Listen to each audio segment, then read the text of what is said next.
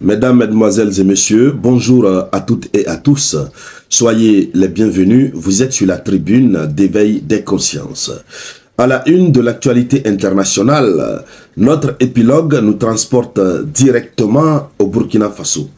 Le Burkina Faso où le président de la République, Ibrahim Traoré, vient de montrer sa malignité. Il vient de déjouer quelque chose de grand. Il vient d'introduire une nouvelle mesure à la suite du Conseil des ministres qui s'est tenu le 19 septembre 2024. Il a introduit une nouvelle mesure qui a été annoncée par le ministre de la Justice burkinabé, une mesure concernant les prisonniers. Je vais dire, est-ce que ce n'est pas une première? C'est une question que je pose, puisque je ne connais pas la législation sur les prisons dans les différents pays d'Afrique. Même vous pouvez me le dire en commentaire comment ça se passe chez vous. Mais quand même, c'est une des rares fois. Oui.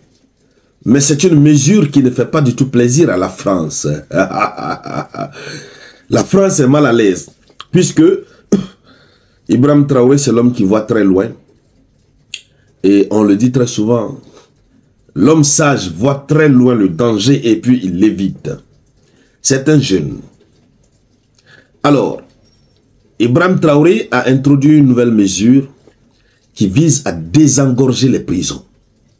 D'abord, les prisons au Burkina Faso sont remplies. Il y a une surpopulation carcérale. Qu'est-ce qui se passe? Il y a surpopulation carcérale. Les gens vivent dans des conditions extrêmement difficiles dans les prisons. Mais c'est parce qu'évidemment, l'État n'a même pas encore les moyens pour loger les hommes corrects qui se soumettent aux exigences de la loi. Et à plus forte raison, ceux qui sont en prison, des délinquants, des gens qui sont en porte-à-faux avec la loi. Oui. Donc c'est un peu partout, c'est comme ça un peu partout en Afrique. Il y a la surpopulation carcérale, les prisons sont remplies. Les prisons sont remplies, ce qui fait que les conditions dans lesquelles les gens vivent dans les prisons, chaque fois, Amnesty International, Human Rights Watch, ils montent au créneau pour dénoncer ces faits. Et puis, l'État est obligé de payer l'argent pour les nourrir, les soigner.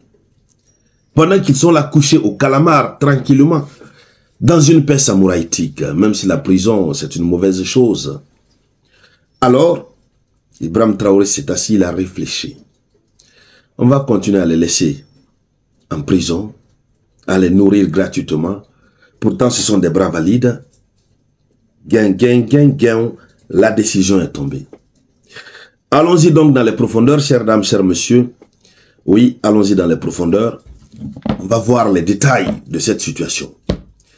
Mais avant de poursuivre, l'information est passée sur la page officielle du professeur Franklin Nyamsi. Jusqu'au moment où je suis en train de faire la vidéoconférence, il est exactement 0h39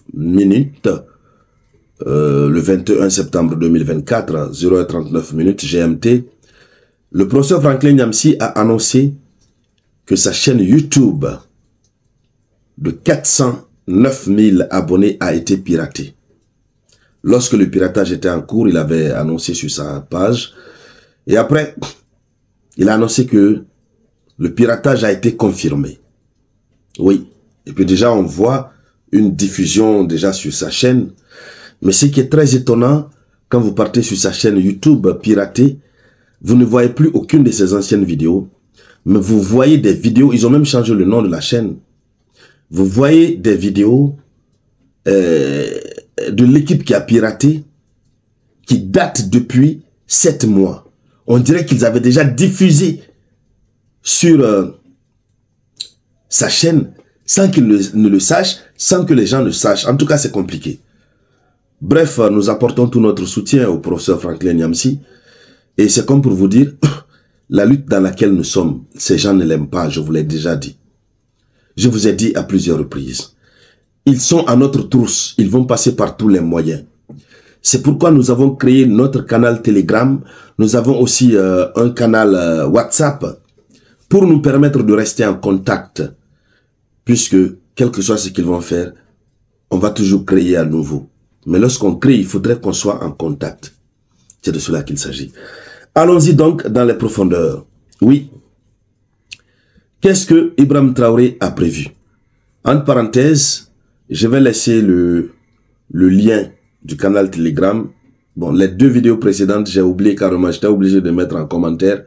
Je vais laisser pour Facebook, ce sera là. Pour YouTube, ce sera en bas. Donc, qu'est-ce que nous apprenons? Il y a une crise sans précédent dans les prisons au Burkina. Une crise carcérale sans précédent.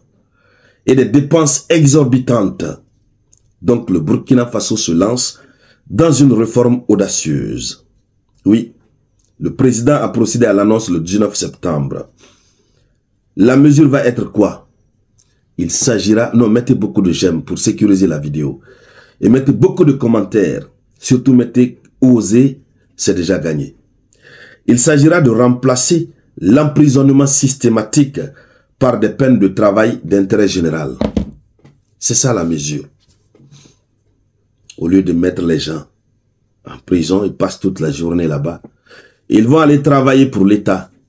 Ils vont faire rentrer de l'argent. Ouais, ils vont être au moins utiles à la société. Donc, déjà la décision prise, il y a 2 avantages.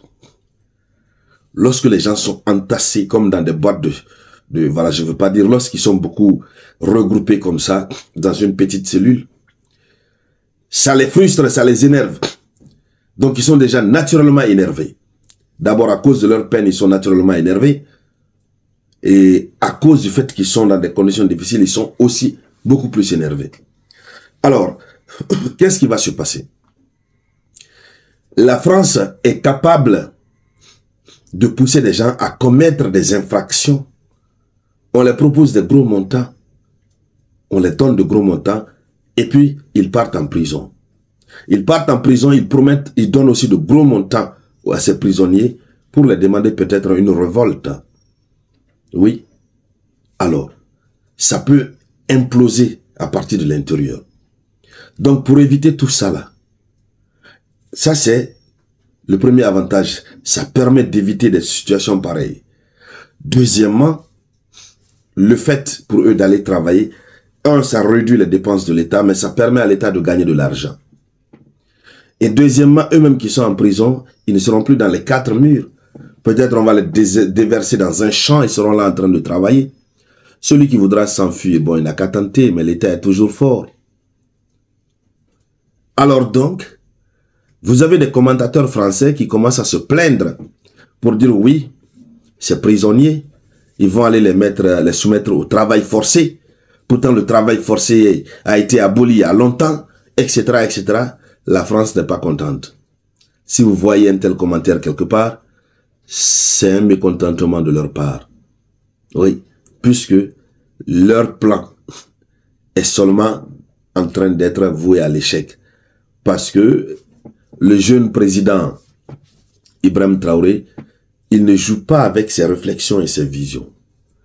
Et je pense que cette mesure devrait être appliquée un peu partout en Afrique. Puisque les Occidentaux ont copié leur système. Mais même eux, chez eux aujourd'hui, ils ne mettent pas les gens en prison comme ça dans les 4 murs. Les prisonniers chinois, ceux qui ont des peines, qui sont condamnés, ce sont eux qu'ils envoient en Afrique pour venir purger leurs peines.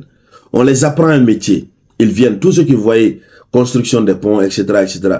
C'est pas pour ne rien, les Chinois là sont nerveux hein, quand ils sont chez nous. Et puis, vérifiez très bien, ils sont pas souvent bien payés. Sauf les experts. Mais la plupart de ceux-là qu'ils envoient, ce sont des prisonniers. Ils travaillent, ils gagnent un peu d'argent, ils envoient à leur famille. Et puis ils sont à l'air libre, ils se promènent tranquillement au calamar. Mais ils sont contrôlés. Tout est strict. Il faudrait qu'on change la donne. On ne va pas toujours continuer à nous soumettre à ce que le colon nous a imposé ou ce qu'on a copié chez le colonisateur. C'est à peu près de cela que Mon frère Dr Salim, bienvenue Camara parlait le matin. Cette vidéoconférence que j'ai partagée ici sur notre page Facebook. Et donc voici la nouvelle pour le Burkina Faso. Et c'est une nouvelle aussi qui fait plaisir aux prisonniers puisque ils vont au moins goûter à la liberté. C'est une forme de liberté. C'est de cela qu'il s'agit. Donc en 2020, l'État a dépensé plus de 400 millions de francs CFA pour nourrir les détenus. Cette somme colossale pouvait être réinvestie dans les secteurs vitaux comme l'éducation et la santé.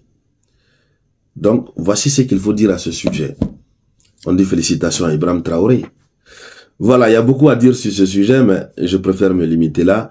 Merci donc de partager la vidéoconférence au maximum. Je vous reviens tout à l'heure avec de nouvelles actualités. C'était la voix de votre unique samouraï.